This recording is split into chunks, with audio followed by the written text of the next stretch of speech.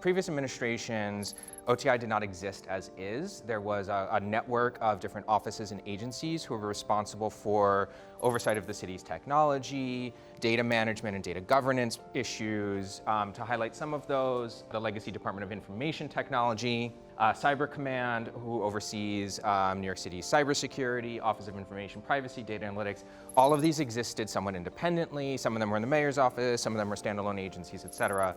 EO3, Executive Order 3, was signed in 2022, and that created OTI as an umbrella organization and brought all of these groups together so that these groups were not operating in a vacuum with one another. So recognizing the fact that you can't separate privacy issues, security issues, governance issues from your data and technology issues, all of this was brought together.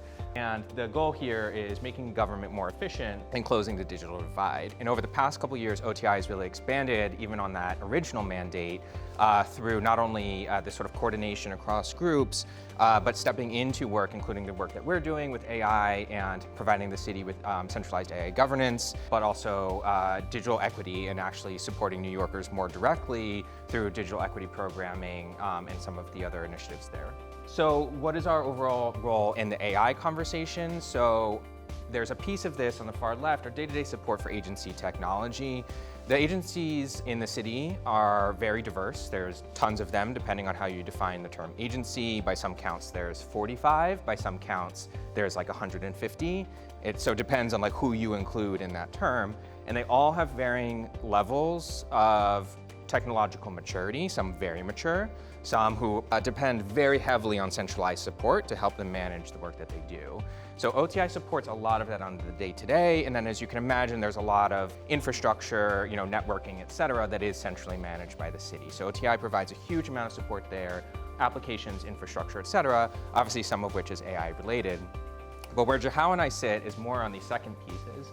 Citywide strategy for government AI use. This is new under OTI, so there wasn't really this mandate before. But really the idea here with OTI is that we now have a central group that can help to create some overall direction for how the city is thinking about its AI strategy.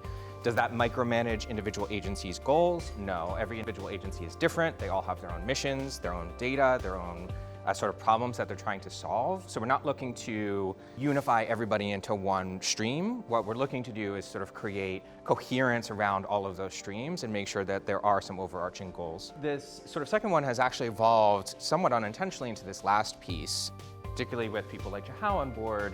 OTI increasingly is becoming just a citywide subject matter expert for AI issues. Again, I don't want to suggest that there are not very qualified and very smart technology experts throughout the city who know a lot about these issues. What we're doing at OTI is providing a more centralized place to go to. So what we've been finding is that, the state will be talking about something and City Hall will say, what does OTI think about this, right? So we're sort of just trying to have that center of information that makes it easier for the city to be responsive to some of these topics.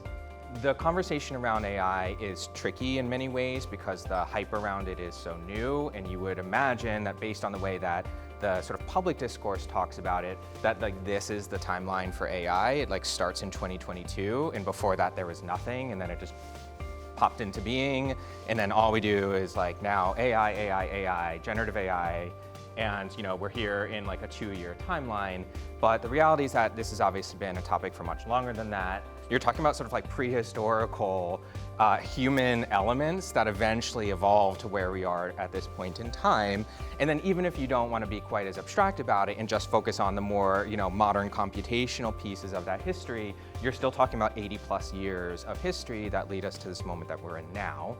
And then if you go back to the records that we can speak to, the earliest recorded instance that we have of AI being used by a New York City agency is 1997. So this is not something that is new. We really want to always encourage the conversations that we're having to be thinking about it in this longer term timeline. If we don't think about it in that longer term timeline, we miss a critical part of solving the governance and sort of regulation.